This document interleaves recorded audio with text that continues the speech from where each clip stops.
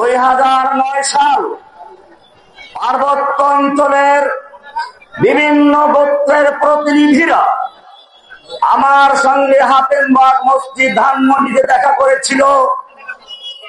তারা বলেছিল বাংলাদেশের জন্য একটি টার্নিং পয়েন্ট, পাহাড়ি অঞ্চলের লোকেরা মুসলিম হবে না খ্রিস্টান হবে সেই দিনক্ষণ চলছে। এই মুহূর্তে আমরা আপনার কাছে এসেছি, আপনি যদি আমাদের জন্য ব্যবস্থা করেন, আমরা পার্বত্য অঞ্চল পুরোটা ইসলাম গ্রহণ করতে চাই, খ্রিস্টান হতে চাই না।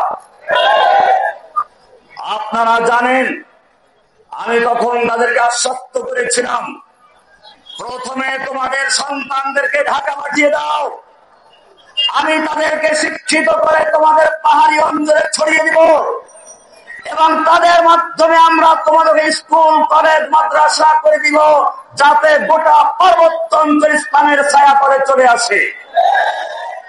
আপনারা জানেন সেই উদ্দেশ্যে যখন বান্দরবনে 200 পাহাড়ি অঞ্চলের বাচ্চাদেরকে জড়ো করা হয়েছিল, 50টা বাস ভাড়া করা হয়েছিল তাদেরকে ঢাকায় আনার জন্য, তখন দেশের এনজিও গুলো যারা পাহাড়ি অঞ্চলকে খ্রিস্টান বানাতে চায় তারা আমার নামে শিশু পাচারকারী অভিযোগ দিয়ে বিভিন্ন ভাবে মিডিয়াকে প্রভাবিত করে সারা দেশের পত্র পত্রিকা প্রচার করলো জসিমউদ্দিন রহমানী শিশু পাচারকারী। আপনারা ইতিহাস হয়তো ভুলে গেছেন। এরপরে সেই ছেলেদেরকে আটকানো হলো, যারা আমার সেখানে প্রতিনিধিত্ব করছিল তাদেরকে গ্রেপ্তার করা হলো, মামলা দেওয়া হলো। আমি সেদিন উত্তরবঙ্গে একটা মাহফিলে ছিলাম, রাত্রে এত কিছু জানি নাই। সকালবেলা যখন মোবাইল ফোনটা খুললাম, অনেকগুলো মিস কল ঢুকতে থাকলো। এক পর্যায়ে একটা সরাসরি কল আসলো, কে বলছেন? আমি বান্দরবনের এসপি বলছি, আপনাকে রাতভর খুঁজেছি, আপনি কোথায় ছিলেন, আপনি কে, আপনার কি পরিচয়? আমি বললাম আমি জামিয়া রহমানিয়া মাদ্রাসার মুহাদ্দিস, ধানমন্ডি হাতেমবাগ মসজিদের খতিব। তিনি বললেন আচ্ছা তাহলে কেন এটা হচ্ছে, আপনি কি জানেন আজকে পত্রিকা কি হচ্ছে? আমি বলি কি হচ্ছে, তা সব পত্রিকা কিনেন দেখেন। আমি প্রথমে প্রথম আলো পত্রিকাটা পেলাম, দেখলাম শিরোনাম করা হয়েছে মুফতি জসিমউদ্দিন রহমানী শিশু পাচারকারী। কারা এটা করেছিল? এরপরে সেই পত্রিকার কাটিং বিভিন্ন মসজিদে বিতরণ করা হয়েছিল। কেন কারা করেছিল? কারণ ওই সময় এনজিও গুলো বুঝতে পেরেছিল রহমানীর এই অভিযান যদি বাস্তবায়ন হয়, পার্বত্য অঞ্চল আর 10 বছরের মধ্যে পুরো মুসলিম হয়ে যাবে, খ্রিস্টানদের রাস্তা থাকবে না। সেই সময় আমাকে গ্রেফতার করানো হলো। এরপরে গোটা অঞ্চলকে খ্রিস্টান বানানো হলো। এখন সেই খ্রিস্টানরা আমাকে জানিয়েছে এখানে মুসলিম হলে পরে তাকে বিভিন্ন নির্যাতন করা হয়, খ্রিস্টান হলে তাকে পুরস্কৃত করা হয়। এবারে আসুন আসল জায়গায়।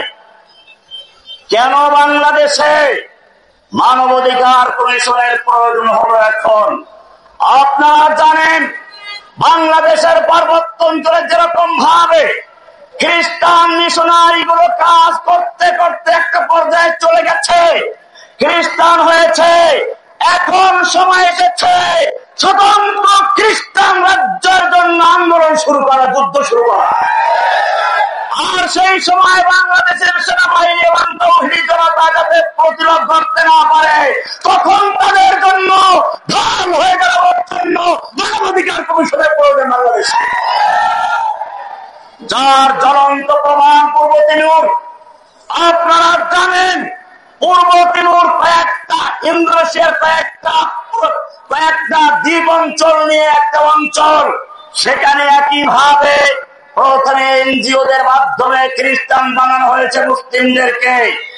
এরপরে যখন সেখানে খ্রিস্টান রাজ্য বানাবার জন্য আন্দোলন শুরু হলো, এই জাতিসংঘের মানবাধিকার কমিশন গিয়ে তাদের সাহায্য করেছে, সমর্থন করেছে এবং মুসলিম দেশের ভিতরে একটি বিস্ফোরক তৈরি করে দিয়েছে। এরপরে সুদানে তাই হয়েছে, যখন দক্ষিণ সুদানের একটা অঞ্চলে খ্রিস্টানদের মিশনারি কাজ করে খ্রিস্টান মানানো, এরপরে সেখানে মুসলিমদের বিরুদ্ধে স্বাধীন রাষ্ট্র ঘোষণা করার জন্য আন্দোলন শুরু হলো। সেখানে গিয়েও জাতিসংঘ ছায়া হয়ে দাঁড়ালো, এবং শুধু দাঁড়িয়েছে তা নয়, তৎকালীন জাতিসংঘের মহাসচিব মুসলিম নামধারী, মুসলিমদের কলঙ্ক কোফি আনান সেই স্বাধীনতার কথা উদ্ধার করেছিল। ঠিক তেমনি ভাবে এই বাংলাদেশের কি পার্বত্য অঞ্চল, আরাকানের রাখাইন অঞ্চল এবং ইন্ডিয়ার কিছু অঞ্চল নিয়ে খ্রিস্টান রাজ্য বানাবার জন্য অনেক আগে পাকাপোক্ত পরিকল্পনা করা হয়েছিল। এই ব্যাপারে প্রথম মুখ খুলেছিলেন এরশাদ সাহেব। তিনি একটা বড় প্রবন্ধ লিখেছিলেন এই পার্বত্য অঞ্চল নিয়ে। তারপরে তাকেও কি ভাগ্যবরণ করতে হয়েছে আপনারা জানেন।